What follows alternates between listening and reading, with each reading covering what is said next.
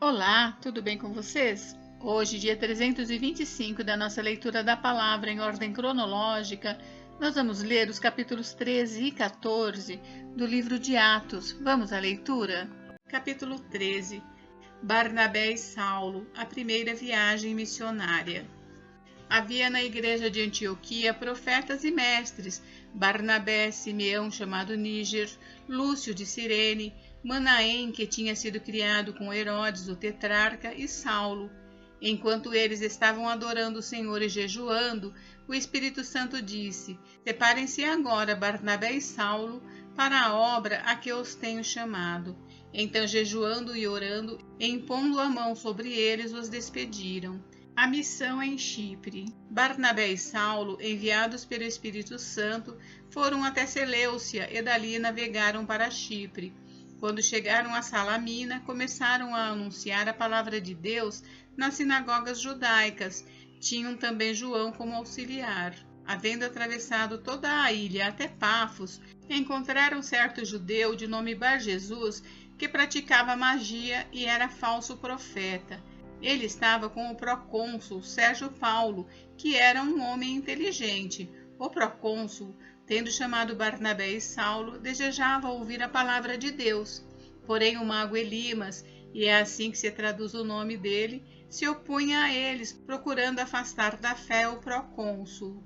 Mas Saulo, também chamado Paulo, cheio do Espírito Santo, olhando firmemente para Elimas, disse: Ó filho do diabo, cheio de todo o engano e de toda a maldade, inimigo de toda a justiça, por que você não deixa de perverter os retos caminhos do Senhor? Eis que agora a mão do Senhor está contra você, e você ficará cego, não vendo o sol por algum tempo. No mesmo instante caiu sobre ele a névoa e a escuridão, e andando em círculos procurava quem o guiasse pela mão. Então o procônsul, vendo o que tinha acontecido, creu, maravilhado com a doutrina do Senhor. João Marcos volta a Jerusalém, e navegando de Pafos, Paulo e seus companheiros viajaram a Perge da Panfilha. João, porém, deixando-os, voltou para Jerusalém. Mas eles, saindo de Perge, chegaram a Antioquia da Pisídia. No sábado, entraram na sinagoga e sentaram-se. Depois da leitura da lei e dos profetas, os chefes da sinagoga mandaram dizer-lhes: Irmãos, se vocês têm alguma palavra de consolo para o povo, falem. O testemunho de Paulo em Antioquia. Paulo, levantando-se e fazendo com a mão sinal de silêncio, disse: Israelitas e todos vocês que temem a Deus, escutem. O Deus do povo de Israel escolheu os nossos pais e exaltou o povo durante a sua peregrinação na terra do Egito, de onde os tirou com braço poderoso. Suportou os maus costumes do povo durante uns 40 anos no deserto, e havendo destruído 7 nações em Canaã, deu essas terras como herança ao seu povo. Tudo isso levou cerca de 450 anos. Depois disso, lhes deu juízes até o profeta Samuel. Então eles pediram um rei, e Deus lhes deu Saul, filho de Quis, da tribo de Benjamim, e isto durante 40 anos. E tendo tirado Saul, levantou-lhes o rei Davi, do qual também, dando testemunho, disse: Achei Davi, filho de Jessé, homem segundo o meu coração, que fará toda a minha vontade. Da descendência deste, conforme a promessa, Deus trouxe a Israel o Salvador, que é Jesus. Antes da manifestação dele, João pregou um batismo de arrependimento a todo o povo de Israel. Quando João estava completando a sua carreira, disse: Quem vocês pensam que eu sou? Não sou aquele que vocês esperam. Mas depois de mim vem aquele de cujos pés não sou digno de desamarrar as sandálias. Irmãos, descendência de Abraão e todos vocês que temem a Deus, a nós foi enviada a palavra desta salvação, pois os moradores e as autoridades de Jerusalém, não conhecendo Jesus nem as palavras dos profetas que são lidas todos os sábados, cumpriram as profecias quando condenaram Jesus. E, embora não achassem nenhuma causa de morte, pediram a Pilatos que ele fosse morto. Depois de cumprirem tudo o que estava escrito a respeito dele, tirando-o do madeiro, puseram-no em um túmulo.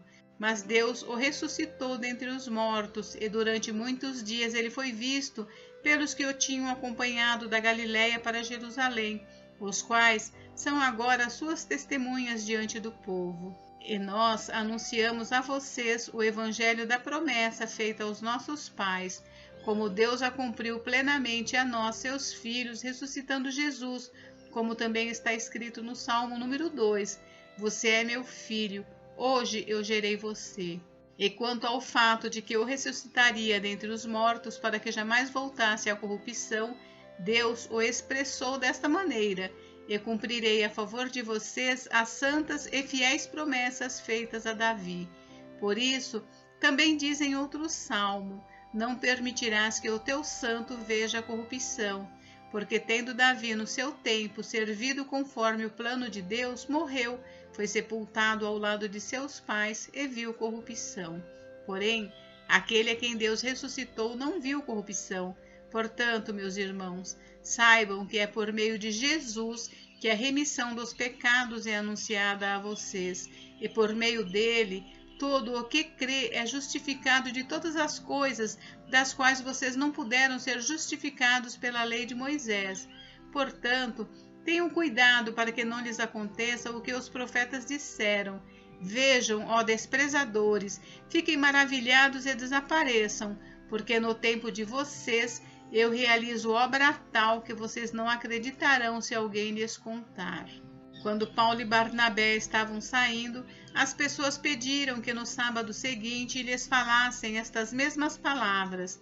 Terminada a reunião na sinagoga, muitos dos judeus e dos prosélitos piedosos seguiram Paulo e Barnabé, e estes, falando com eles, os persuadiam a continuar firmes na graça de Deus.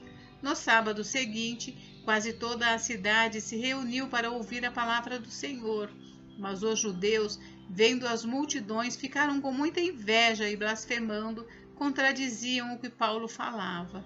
Então Paulo e Barnabé, falando ousadamente, disseram: era necessário pregar a palavra de Deus primeiro a vocês, mas como vocês a rejeitam e se julgam indignos da vida eterna, eis que nos voltamos para os gentios, porque o Senhor assim nos determinou.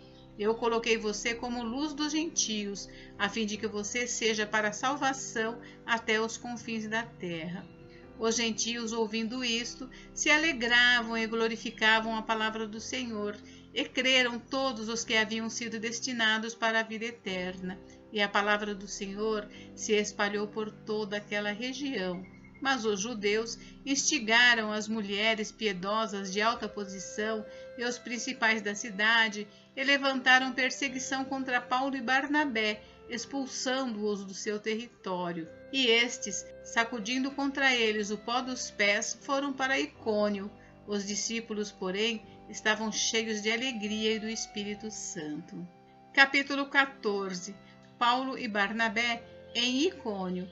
Em Icônio, Paulo e Barnabé entraram juntos na sinagoga judaica e falaram de tal modo que veio a crer grande multidão, tanto de judeus como de gregos. Mas os judeus que não tinham crido incitaram e irritaram os ânimos dos gentios contra os irmãos. Entretanto, Paulo e Barnabé ficaram bastante tempo em Icônio, falando ousadamente no Senhor, o qual confirmava a palavra da sua graça, concedendo que por mão deles se fizessem sinais e prodígios. Mas o povo da cidade se dividiu, uns eram pelos judeus, outros pelos apóstolos.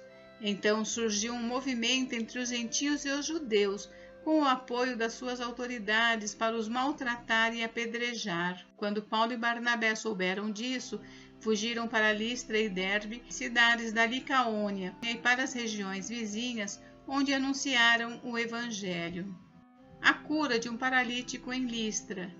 Em Listra costumava estar sentado certo homem aleijado, paralítico desde o seu nascimento e que nunca tinha conseguido andar.